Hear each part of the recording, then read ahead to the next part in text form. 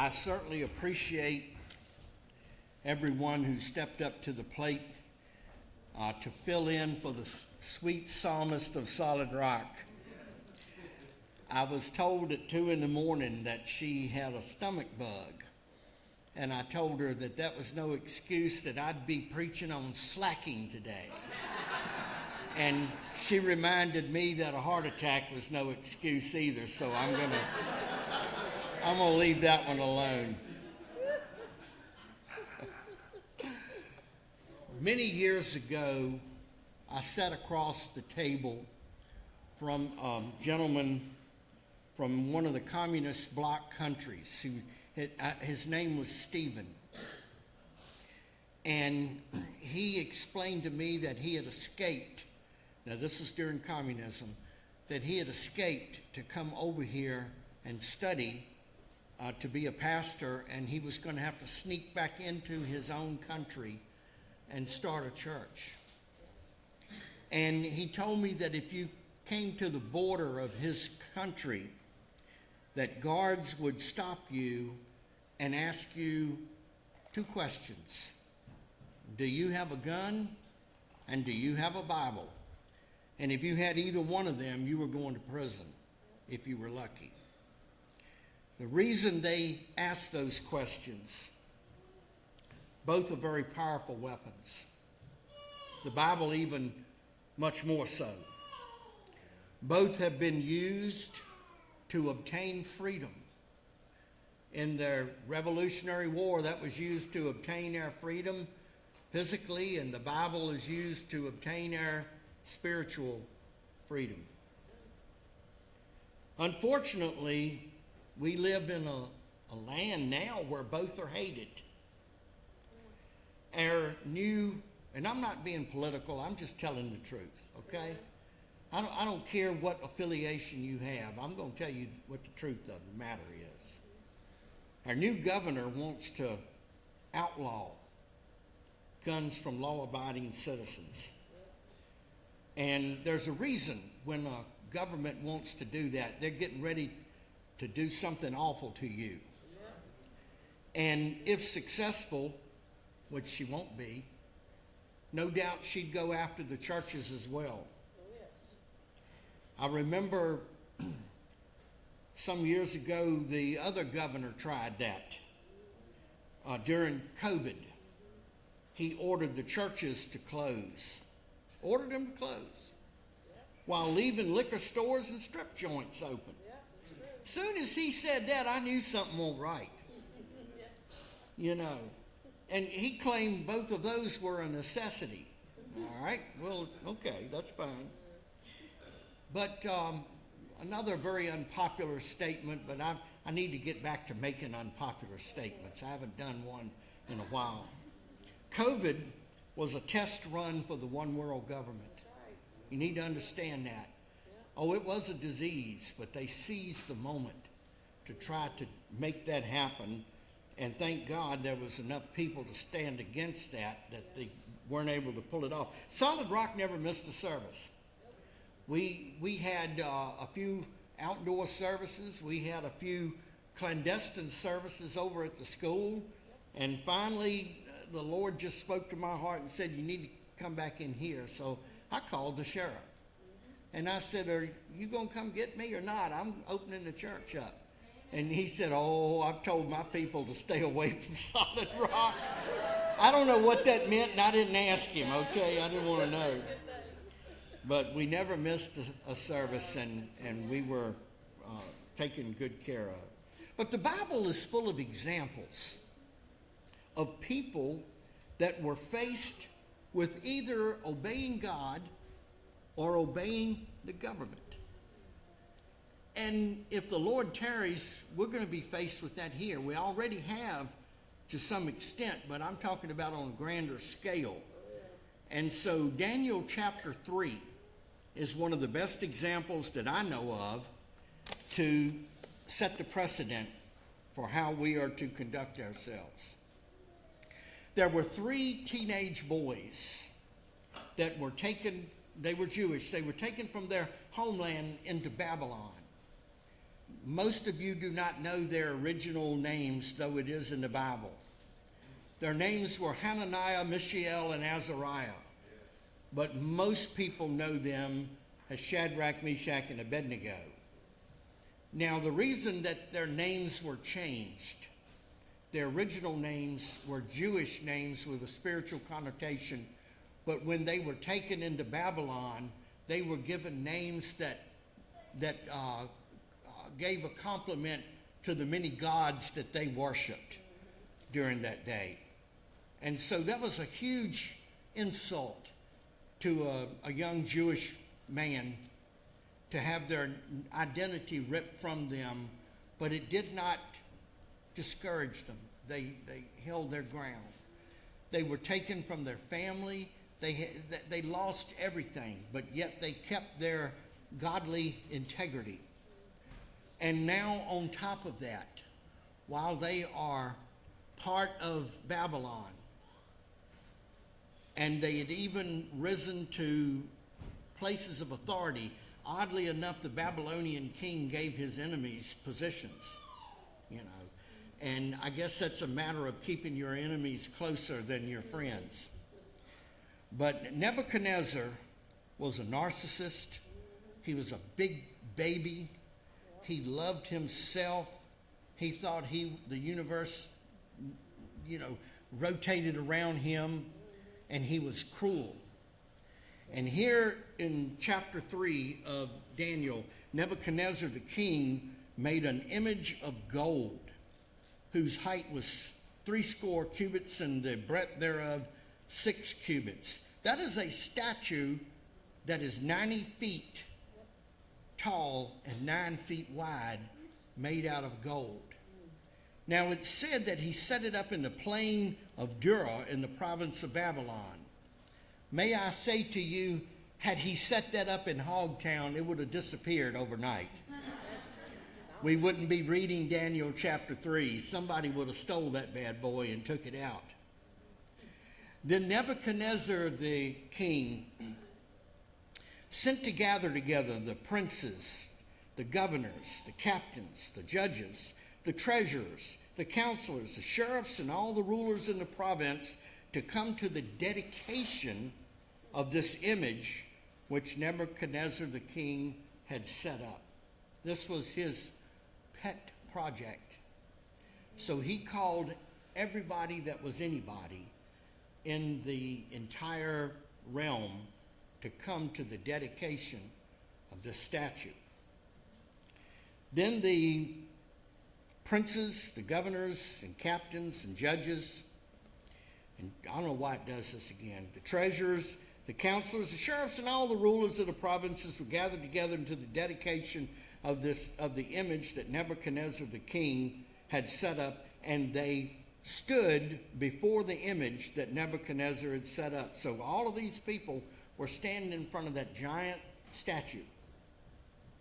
Then a herald cried aloud, "To you it is commanded, O people, nations and languages, the known world, that at what time you hear the sound of the cornet, flute, harp, sackbut, psaltery, dulcimer, and all kinds of music, you fall down and worship the golden image that Nebuchadnezzar the king had set up."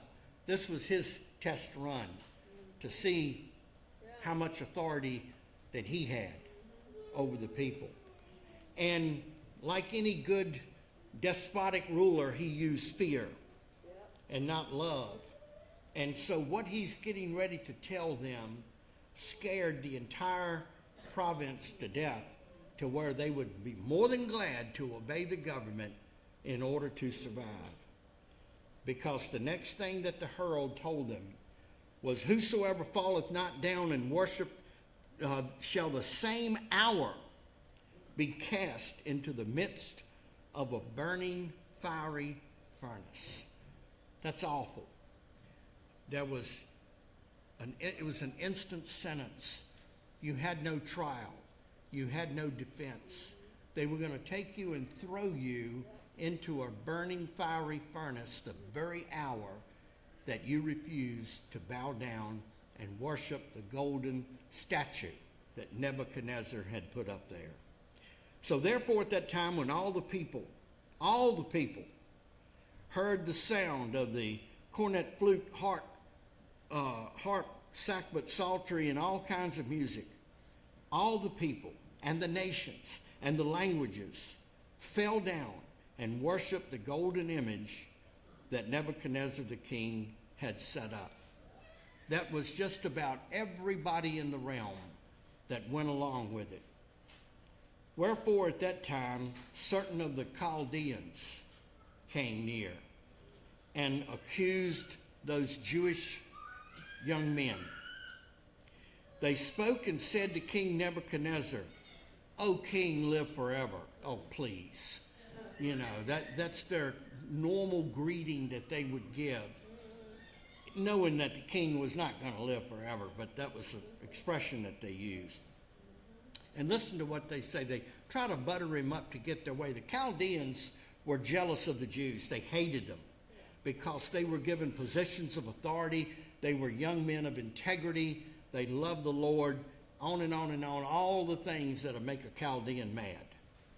And they wanted them dead. And so they said, "You, O king, hast made a decree that every man that shall hear the sound of the cornet, flute, harp, sackbut, psaltery, and dulcimer, and all kinds of music shall fall down and worship the golden image. And whosoever shall fail to fall down and worship, that he should be cast in the middle of a burning fiery furnace." They quoted it back to the king. There are certain people, oh, here we go. They must have been members of the Homeowners Association. There are certain Jews that you have set over the affairs of the province of Babylon, and then they gave the names Shadrach, Meshach, and Abednego. These men, O king, have not regarded you. They do not serve your gods, and they did not worship the golden image which you have set up. They understood Nebuchadnezzar's ego, and they knew how to play on it. They wanted to get him in the biggest rage that they could because they wanted to kill those boys because they had godly integrity. And I'm going to tell you one thing, if you have Christian integrity, the world is not going to like you. They are not going to like you, and it appears a little bit more every day just how much hatred for godly people there is in this world. May I say, if you are unaware of that, get yourself a Facebook account and go look at Living in Lynchburg. And you'll find out just how much they despise you. And, it's the worst bait to get me on there. Oh, I have to pray, Lord, please shut my mouth. You know, I just want to get on there and light them up. Once in a while I will. I will. And then I regret it. But nonetheless, it's fun while it lasts, okay? I do not recommend you try that at home, though. Okay? Now, here's the answer. Then Nebuchadnezzar, in his rage and fury, here we go, commanded to bring Shadrach, Meshach, and Abednego, and they brought these men before the king. Oh, here we go. Nebuchadnezzar spoke and said unto them, "Is it true, O Shadrach, Meshach, and Abednego? Do not ye serve my gods, nor worship the golden image which I have set up." And then he's trying to save face. Well, maybe they didn't hear me. Now, if you be ready that at what time you hear the sound of the cornet, flute, harp, sackbut, and psaltery, and dulcimer, and all kinds of music, you shall fall down and worship the image which I have set up. And if you do, well. But if you worship not, listen to this, trying to use fear and arrogance. He said, you shall be cast the same hour into the midst of a burning fiery furnace. And listen to this. My goodness. Who is that God that shall deliver you out of my hands? I love telling them who that God is. Man, I'm telling you, most of the folks in here have been through some very deep valleys in their life. And it looked like that the devil was going to win. And it looked like that there was nothing that could rescue you, but God did rescue you, and you know that. You know that. And so if anybody ever wants to know what, and that's one of my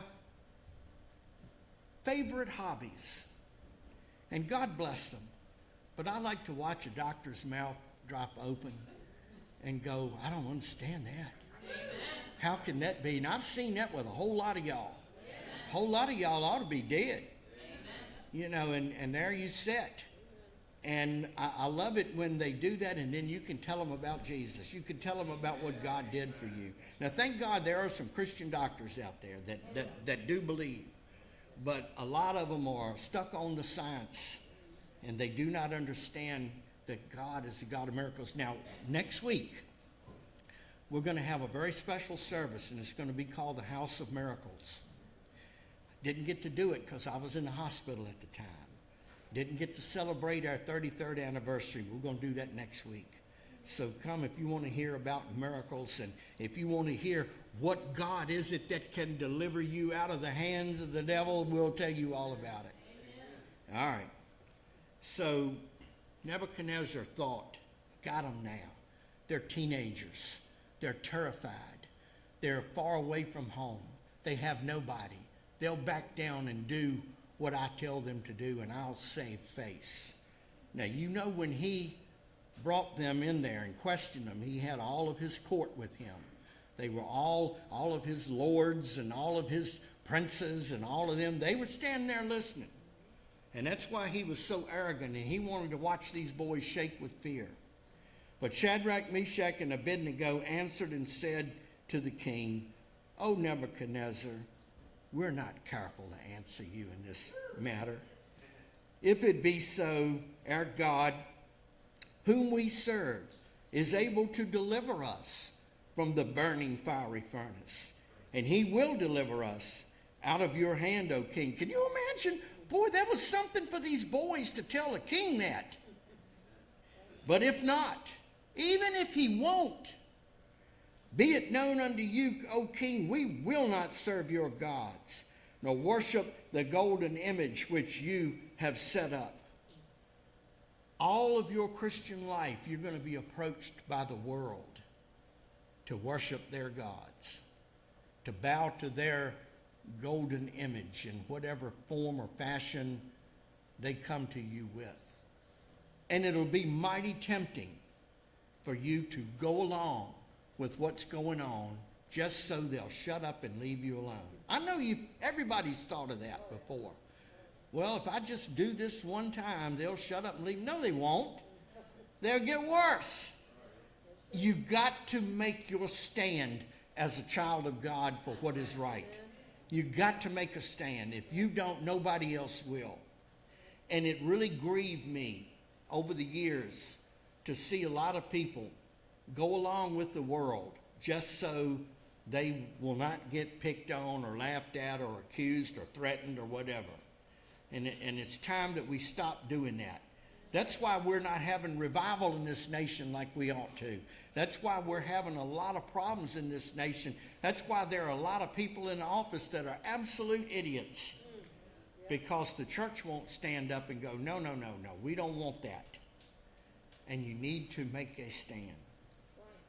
So after these boys said that, we're not afraid to answer you. We're not going to do it. We're just not going to do it. Then was Nebuchadnezzar full of fury. I bet he was. And I like this old English. The form of his visage was changed against Shadrach, Meshach, and Abednego. The best way I can describe that is from a personal testimony. Was the day that I went to the Bedford Hospital with a pain in my side. And I go back there and the nurse hooks up an EKG on me. And as soon as she cut it on, the form of her visage changed. I saw the color go out of her face. Now, that's something you don't want to see when you're in the hospital. But that's the best I could describe it. She looked terrified. And I was going like, what? You know. And so King Nebuchadnezzar said, it said the color went out of his face. He was so angry. And it said, therefore, he spoke and commanded that they should heat the furnace 7 times more than it was supposed to be heated. It was already a burning fiery furnace, but he was so mad. He got them to heat that furnace up 7 times hotter than it was supposed to be heated. I bet it would just about melt metal when he did that. Now you got to understand what some historians said.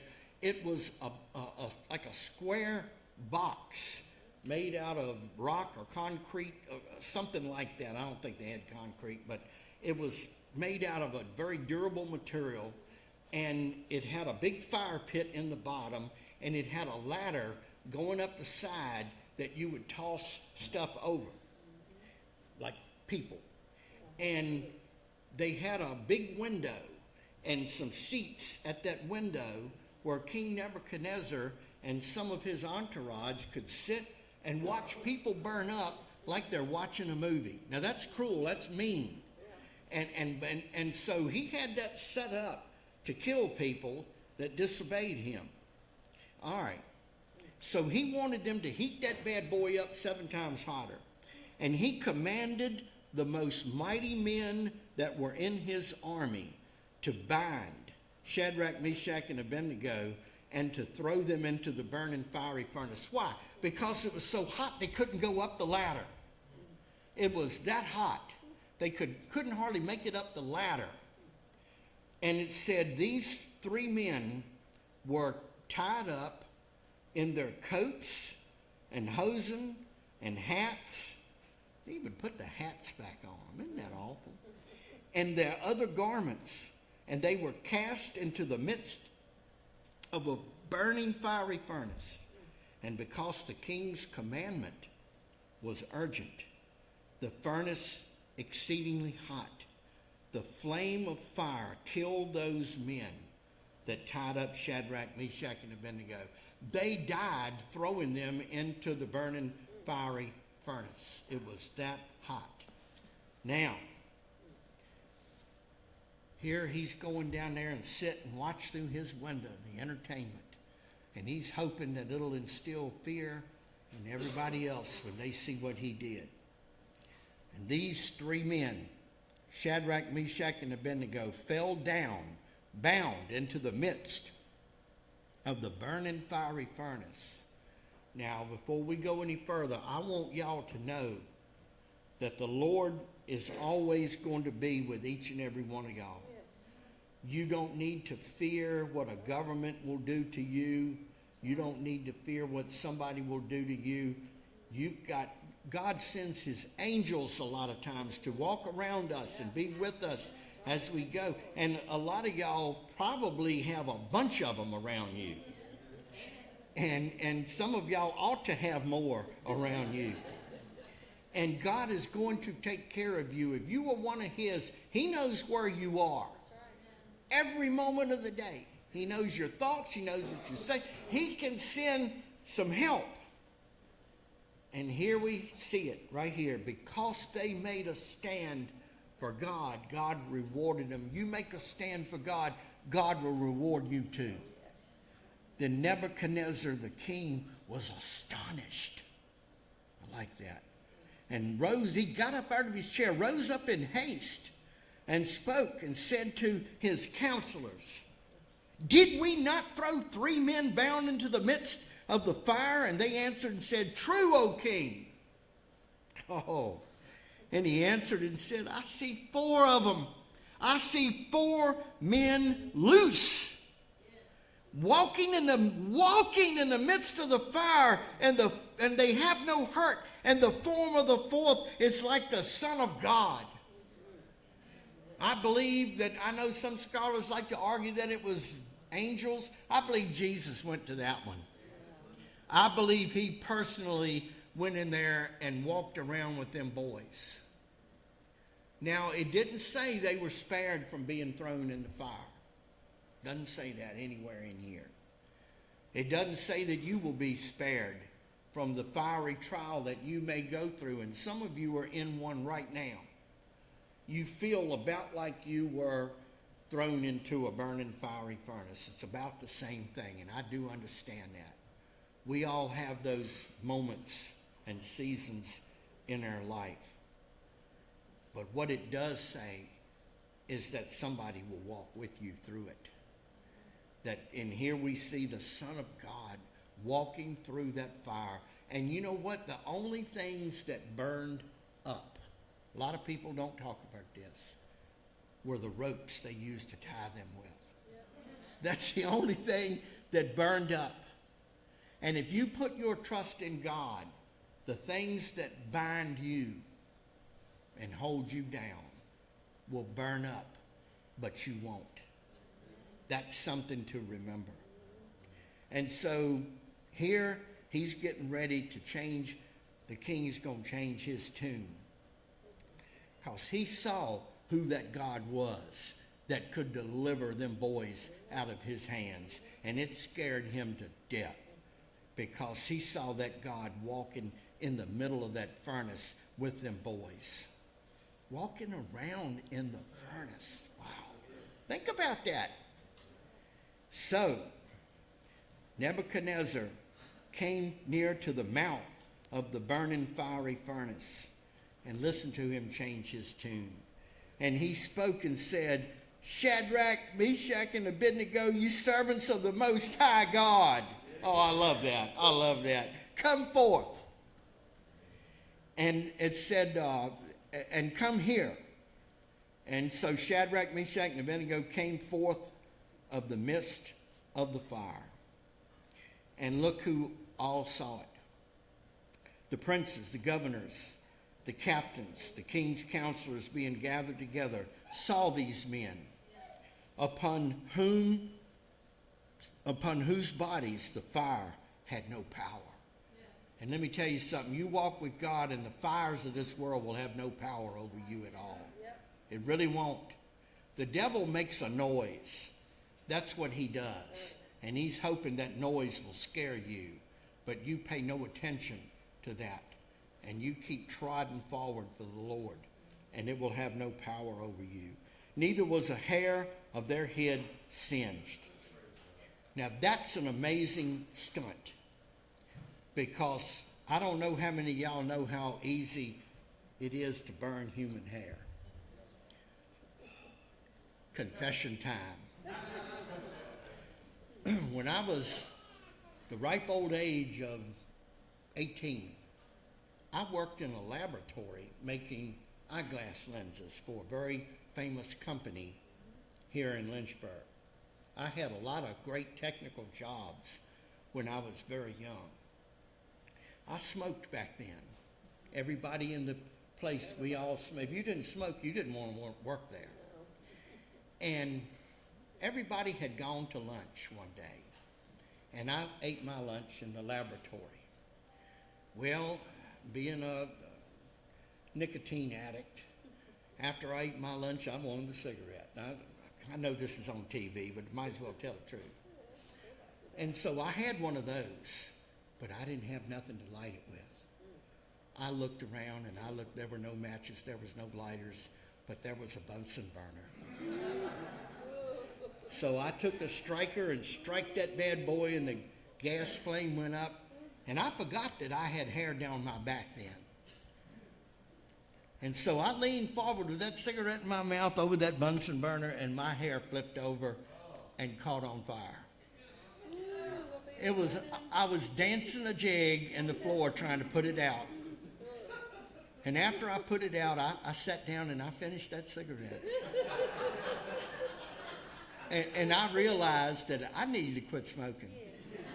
And that was one of the best inducements for me to quit smoking.